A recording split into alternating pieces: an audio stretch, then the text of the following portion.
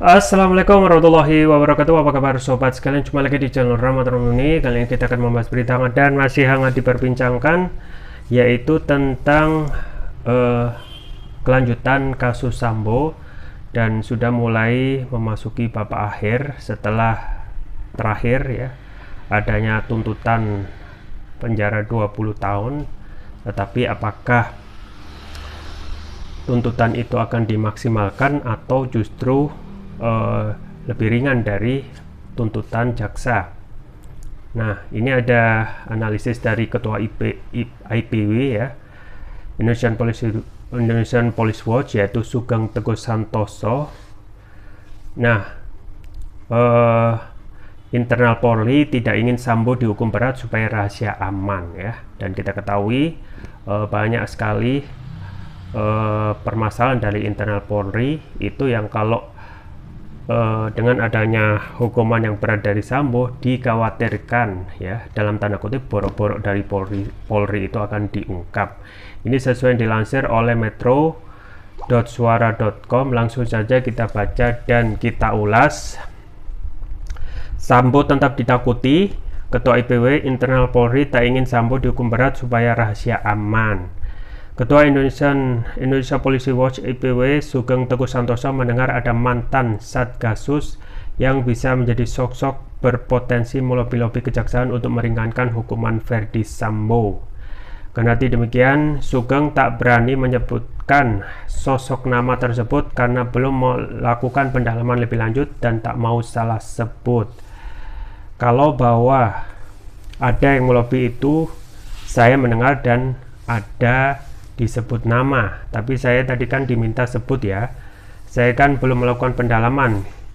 Kalau saya sudah cukup pendalaman, saya buka. Saya juga tidak mau keliru, kata Sugeng. Dalam program Sambo tetap ditakuti, Ketua IPW Internal Polri tak ingin Sambo dihukum berat supaya rahasia aman yang tayang di Kompas TV dikutip pada Jumat. Sugeng menyampaikan bahwa internal institusi Polri tak menginginkan Verdi Sambo mendapatkan vonis hukuman berat atau maksimal. Saya mendengar internal nggak menghendaki Sambo itu juga mendapatkan hukuman maksimal internal kepolisian ya, ungkapnya. Begitu pula dengan Sambo yang tak ingin dirinya dijatuhi hukuman maksimal kepadanya. Pasalnya Sambo dinilai bisa saja kecewa dan mampu membocorkan informasi maupun rahasia internal Polri yang dimilikinya. Misalnya terjadi dia mendapatkan hukuman maksimal dan merasa dia ditinggalkan dalam tanda kutip, dia bisa kecewa dong.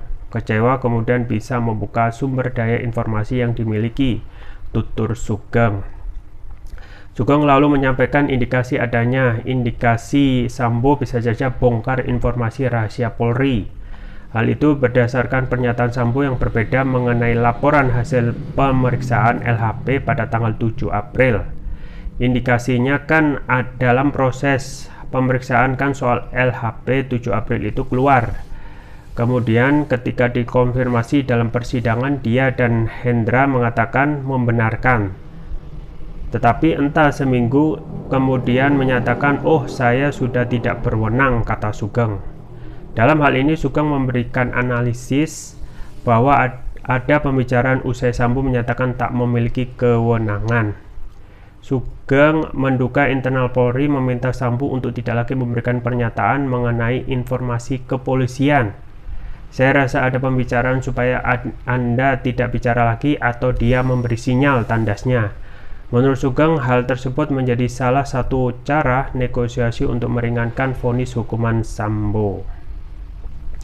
Ya, itu ya sobat sekalian terkait perkembangan kasus Sambo yang ini sudah mulai memasuki babak akhir.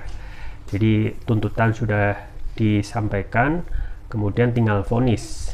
Nah, kita ketahui Sambo yang merupakan ya terlibat dalam pembunuhan Brigadir J sudah dituntut hukuman seumur hidup ya. Nah, tentu saja kalau kita melihat keterangan dari keluarga Brigadir J tidak puas, karena kalau menurut berbagai kejanggalan ya, memang sudah ada pembunuhan, tetapi harapannya ya. Harapannya keluarga tentu saja Sambo ini bisa dihukum maksimal ya, hukuman mati ya, sesuai dengan pasal pembunuhan berencana maksimal itu seumur hidup 20 tahun atau hukuman mati. Nah, memang saat ini apa yang disampaikan oleh Indonesian Police Watch atau dari Sugeng Teguh Santoso, ada mantan Satgasus yang bisa menjadi sosok ya yang berpotensi melobi-lobi kejaksaan untuk meringankan hukuman Ferdy Sambo ya. Ada indikasi. Jadi ke arah itu memang jelas ya, kita ketahui bukan tidak sudah menjadi rahasia umum bahwasanya kepolisian juga banyak sekali permasalahan gitu ya terkait yang kalau dibuka di publik ya itu akan merusak marwah internal kepolisian, termasuk bagaimana hal-hal yang terkait dengan memperkaya diri ya, kekayaan kepolisian dan lain sebagainya, kemudian juga aktivitas polisian yang membacking illegal mining, illegal logging ya, yang kemarin sempat panas dan saat ini seakan kasusnya hilang, yaitu kasus Ismail Bolong. Nah, sontak setelah Ismail Bolong itu menceritakan kejadian bahwasanya dia menerima sekian ya, kemudian dia menyetor ke Kabarreskrim sekian, beberapa saat kemudian langsung diklarifikasi. Nah, tentu publik ditanya gitu ya, percaya yang mana, yang pengakuan awal Sambo Ismail Bolong bahwasanya dia menjadi backing, kemudian juga menyetorkan uang bagi hasil kepada pusat ya, internal kepolisian, atau video yang kedua klarifikasi bahwasanya video Ismail Bolong itu bohong ya. Nah, ternyata memang publik lebih percaya yang pertama gitu ya. Nah, itulah kita ketahui sejak awal institusi kepolisian itu haruslah ya mereformasi diri ya, dan ini menjadi rahasia umum bahwasanya tingkat kepercayaan publik kepada masyarakat itu tidak benar-benar pulih. Nah, memang ada usaha dari Kapolri yaitu Jenderal Listio Sigit untuk memperbaiki citra Polri di hadapan publik ya. Tetapi kadang upaya yang dilakukan oleh Kapolri kadang tidak berjalan mulus atau tidak didukung dengan mayoritas anggota Polri secara keseluruhan ya. Jadi memang dalam hal dukungan untuk memperbaiki citra yang saat ini sedang menurun ya, bisa menurun banget, dan kepercayaan publik itu bahkan sangat merosot sama sekali. Itu bisa dilihat ya, kemerosotannya sejak kasus Sambo. Maka kalau tidak ada dukungan dari segala pihak, termasuk juga dukungan politik dari pemerintah untuk memperbaiki institusi kepolisian, maka sampai kapanpun ya publik kepercayaannya juga so-so atau menengah ya, tengah-tengah. Nah, ini juga yang patut dikhawatirkan oleh kepolisian ya. Kita ketahui banyak sekali permasalahan, tidak hanya hal-hal yang sudah diungkap dan diketahui publik, misalnya polisi menjadi backing illegal mining, kemudian juga kasus tentang polisi yang memperkaya diri ya. Ingat, untuk kasus-kasus besar itu juga sampai melibatkan sampai level jenderal ya. Sambo itu irjen ya, kemudian Irjen Minahasa juga yang harusnya dalam level jenderal itu bisa memberikan teladan, malah tersangkut ya, diduga tersangkut kasus narkoba. Nah, kasusnya sekarang juga tidak begitu terlihat ya, terdengar pemberitaannya, apakah itu memang ada skenario-skenario khusus untuk menutup supaya borok dari institusi dalam tanda kutip Polri itu bisa diredam dengan adanya pemberitaan yang dikurangi ataupun atau faktor yang lain. Tetapi kalau kita mengadakan polling, sudah terlihat jelas bahwasanya memang ada permasalahan dari institusi Polri yang harus benar-benar dilakukan secara besar-besaran, overhaul, perbaikan. Nah, setelah yang disampaikan oleh Presiden Jokowi, ada kenaikan sedikit tetapi menurun drastis ketika ada Verdi Sambo, itu juga harusnya dijadikan komitmen oleh Kapolri untuk segera melakukan bersih-bersih secara revolusioner. Nah, memang kita ketahui tidak hanya tentu saja membuka dalam tanda kutip borok dari institusi Polri, Verdi Sambo pun juga banyak menyimpan tanda tanya, misalnya kekayaan yang juga diberitakan 100 triliun kurang 1 triliun. Nah, itu tidak pernah dipermasalahkan di pengadilan, karena yang dipermasalahkan hanya terkait ada dugaan pelecehan seksual dan itu saja gitu ya, tidak pernah membuka faktor yang juga lebih besar untuk terjadi kerugian negara, yaitu TPPU, tindak pidana pencucian uang,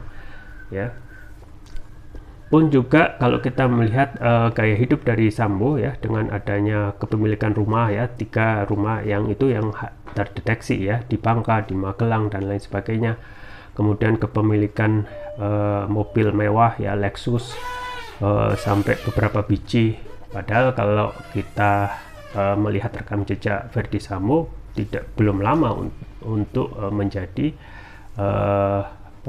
Irjen Bintang 2 pun juga gajinya take home pay itu kurang lebih 35 juta. Nah, dari mana kekayaan sebanyak itu dan tidak pernah disentuh sama sekali dan memang ini memang perlu perbaikan dan juga overhaul yang sifatnya revolusioner agar polisi itu kedepannya menjadi lebih baik lagi. Nah, misalnya ada satu kisah di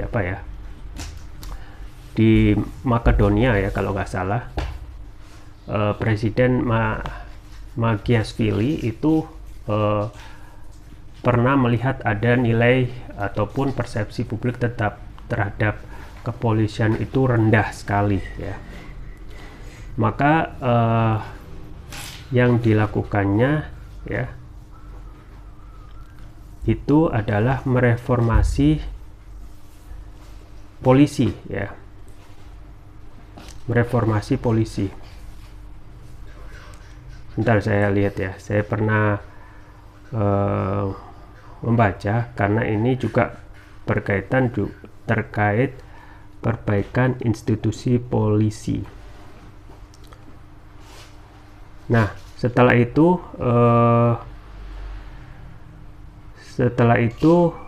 Presiden Margiashvili melakukan reformasi besar-besaran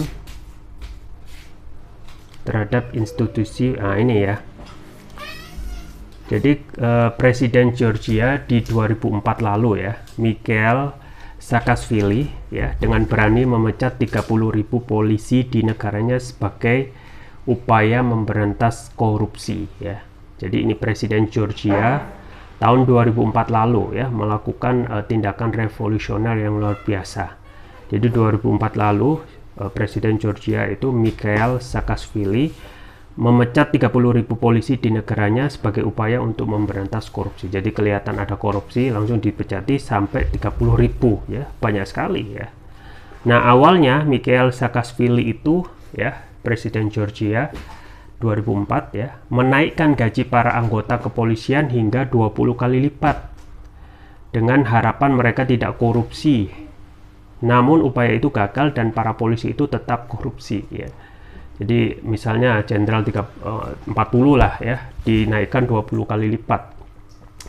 2 kali lipat itu 80, berarti 800 juta dengan harapan tidak ada korupsi, tetapi tetap saja gagal dan para polisi itu tetap korupsi Nah, kemudian bagaimana? Mikhail mengambil tindakan tegas. 30.000 aparat itu dirumahkan dan ia merekrut tenaga baru yang segar. Mereka digaji besar dengan syarat tidak korupsi.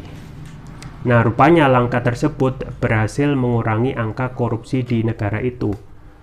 Warga Georgia yang tadinya enggan berurusan dengan polisi kini mau mengadu ke polisi ya. Jadi benar-benar tindakan tegas dari Presiden Georgia Mikhail Saakashvili pada 2004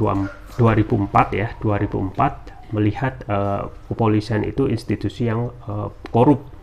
Kemudian coba dengan menaikkan gaji 20 kali lipat ya. Kalau sekarang misalnya Sambo ya 40 juta, Tegompe dikali 2 berarti 80, kali 0 tambah 20 berarti 800 ya, 800 juta.